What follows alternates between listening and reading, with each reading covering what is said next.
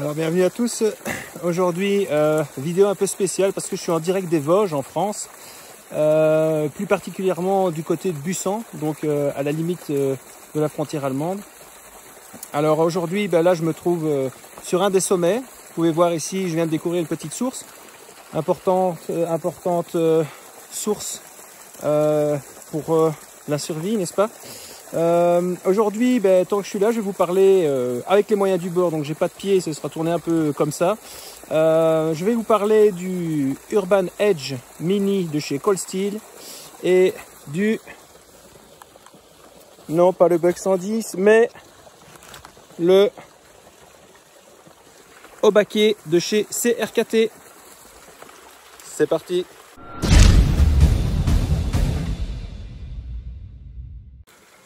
Le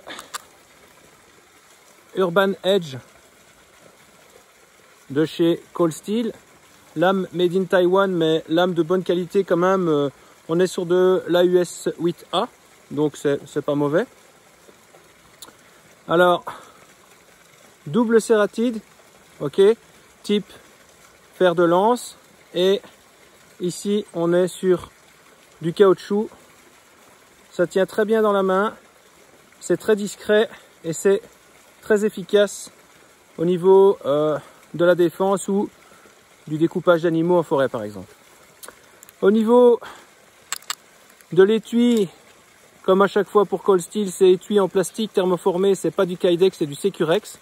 Donc ici on est plus vraiment sur un étui en plastique avec le petit trou pour l'humidité et le côté fer de lance pour la face et le côté plat pour l'autre. Ok, donc ici on a un passant en bille, comme ça on ne sait pas se faire étrangler avec, ça s'arrache facilement. En même temps ça tient très bien, à vous de l'ajuster comme vous le voulez. Moi je le porte juste en bas des pectoraux et sous le t-shirt en règle générale. Hop, on a une prise facile en cas d'attaque et on est tout de suite opérationnel. Voilà. Alors, l'avantage des petites lames, évidemment, c'est que d'une part, elles sont discrètes. D'autre part, si vous êtes amené à vous défendre, elles sont moins mortelles. Bon, ça dépend où vous allez, évidemment. Mais pour la percussion, on va dire au hasard dans un ventre de porc ou d'un autre animal, ça n'atteindra pas les organes vitaux. Ok, une bonne prise en main et très discret. Donc moi je préfère ce port-ci. Il y en a qui peuvent le mettre aussi à la ceinture avec ici des attaches type petit colson ou autre. Donc super lame de défense. Alors ici je vais pas couper du bois avec, c'est pas du tout le but. Comme vous le savez, les serrations ça sert à quoi?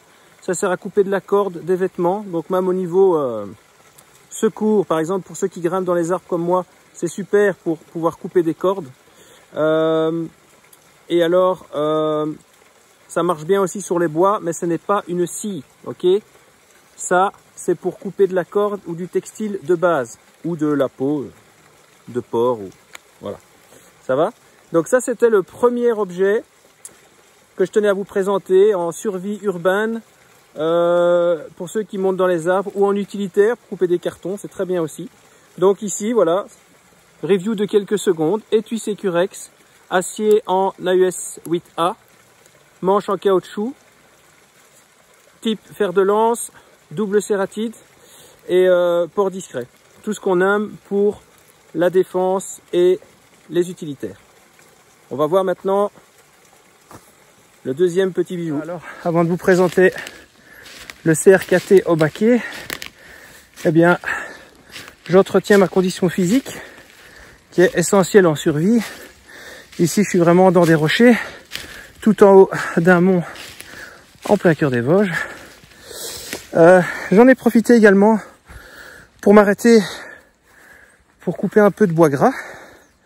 Alors le bois gras, comme vous le savez, on le trouve sur des sapins qui sont déjà abattus, et on va aller couper les branches qui sont vraiment le long du tronc, à la jonction avec le tronc. Et quand on a cette couleur rougeâtre sur le bois. On a un bois qui est gorgé de résine.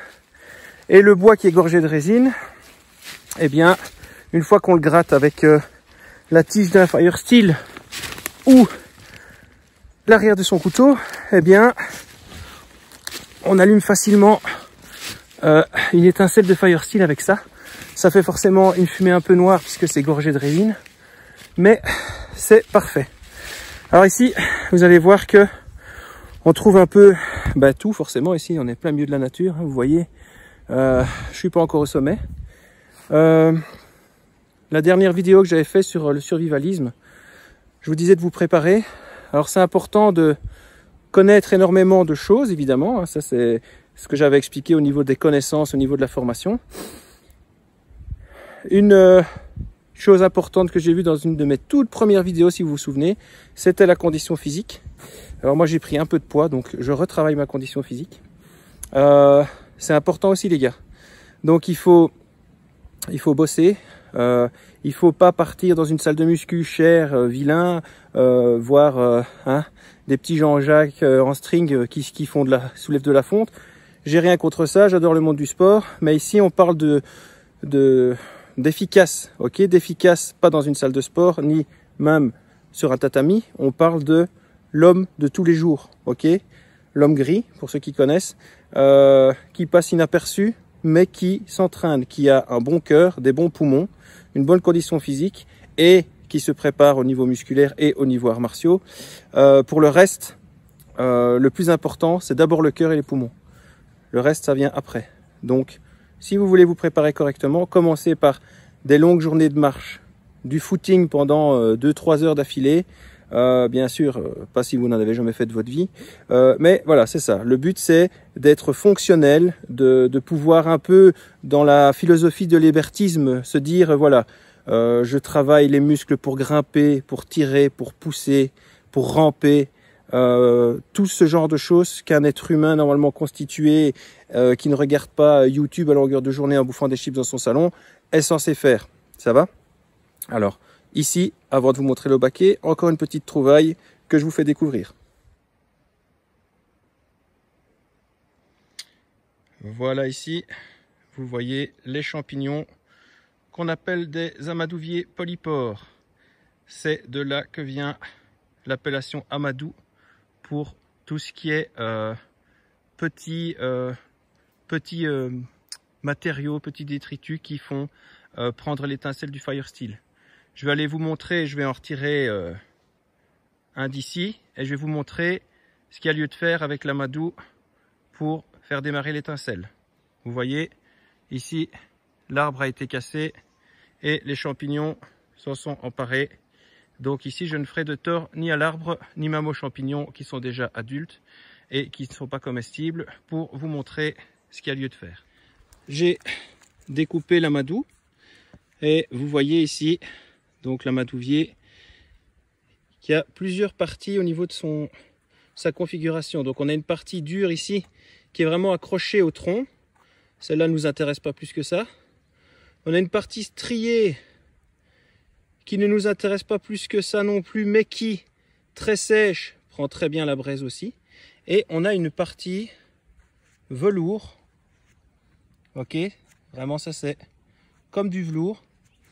Et c'est cette partie-là qui va nous intéresser, qu'on va découper, qu'on va prendre avec un couteau, qu'on va un peu tanner avec une pierre, un marteau, un bois, pour attendrir la fibre, et qu'on va laisser sécher.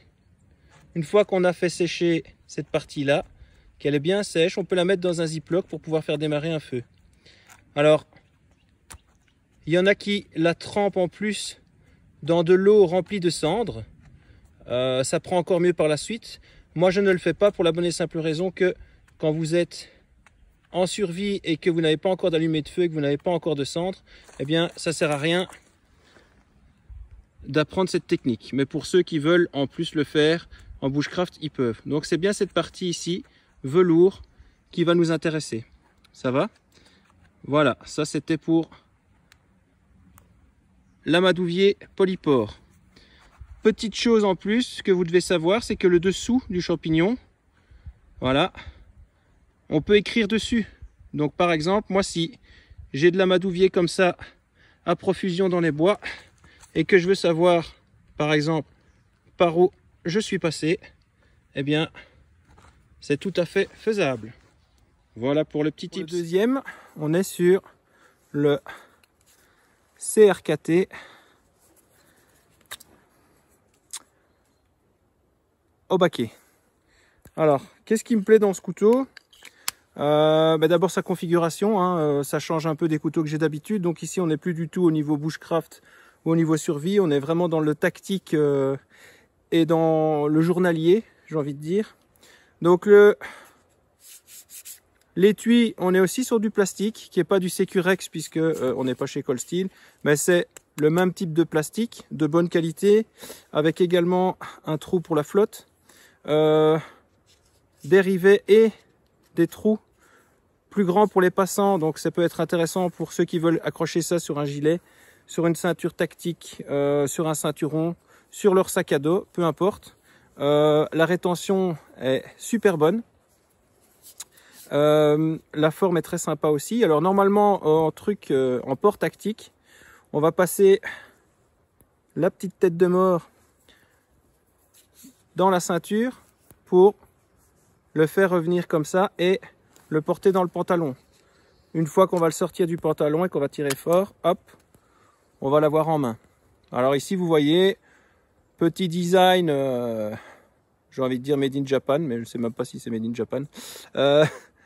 Voilà, c'est vraiment le design samouraï. Alors attention, ne pas se leurrer, on a l'impression que c'est de la cacaille. C'est pas de la cacaille, je l'ai déjà testé pas mal de fois. La seule chose qu'on pourrait lui reprocher, c'est qu'il n'y a pas de garde et que ça peut être dangereux.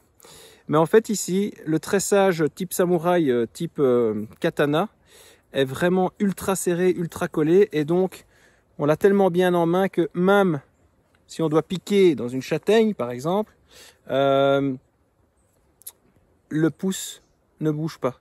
Et même pour skinner, alors là-bas c'est pas un skinner, mais pour skinner un animal ou une peau, la forme qui n'est pas une drop point, qui est plus ou moins une clip point, mais qui n'est certainement pas une tento, vous aide à skinner.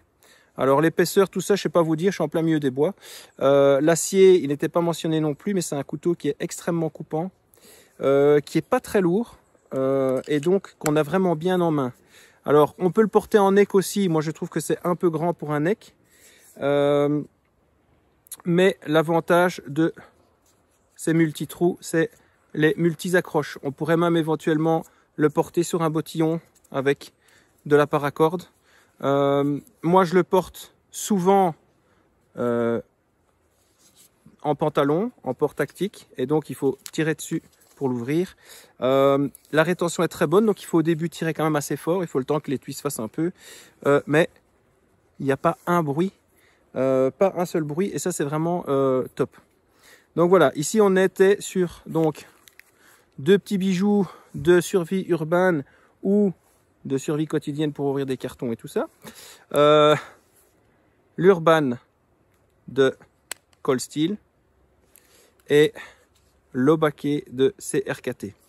Voilà, j'en ai fini pour ma mini review en direct des Vosges, hein, c'était pas prévu. Ici, ben, je vais vous faire encore deux, trois petits panoramiques du paysage qui est magnifique ici dans les Vosges. Et je vous encourage à sortir un maximum. Là, par exemple, ici, j'ai vu un énorme renard. C'était super. Ça m'apprend aussi la marche silencieuse. Ça m'apprend aussi que là, j'étais pas assez silencieux. On a trouvé des amadouviers. J'ai trouvé du bois gras. J'aurais pu facilement démarrer un feu. Et ici maintenant, eh bien, c'est la saison des fruits secs. Donc si vous vous en reportez à ma vidéo sur les fruits secs, qui n'a pas très bien marché d'ailleurs, et c'est dommage parce qu'elle était très importante, ben, vous verrez que voilà, ici, je suis dans un endroit où il y a pas mal de hêtres, et donc il y a des faines par terre. Je vais en manger quelques-unes, ça va me donner un peu de graisse et un peu de minéraux pour repartir, pour refaire la descente plus bas. Vous voyez que quand on s'y connaît un minimum, la forêt peut vous nourrir. Donc je vais terminer par cette citation indienne qui dit « La forêt nourrit les forts et tue les faibles ». Des montagnes à perte de vue, tout seul, au milieu de la nature. Là-bas, tout en bas le village et le reste des montagnes.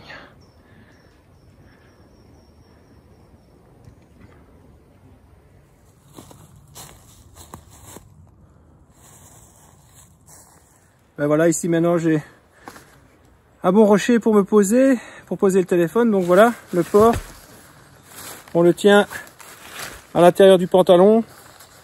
On peut le tenir plus à l'arrière, plus dedans, peu importe. L'avantage à ce qu'il soit mis comme ça, c'est qu'il bouge légèrement dans le pantalon et qu'il accompagne les mouvements quand on s'assied par exemple. Ok, donc ici, il est retenu à la ceinture par le petit nœud de corde. On le porte dedans et il est en libre discret. Si j'en ai besoin, je tire et j'ai mon couteau. Ok. Voilà. Ça c'est pour le port de l'Obake de chez CRKT. Pour l'autre, il est sous la veste. Il peut être dans la veste. Il peut être au niveau de la ceinture. Et voilà, pareil. Ok, piquer, piquer, couper.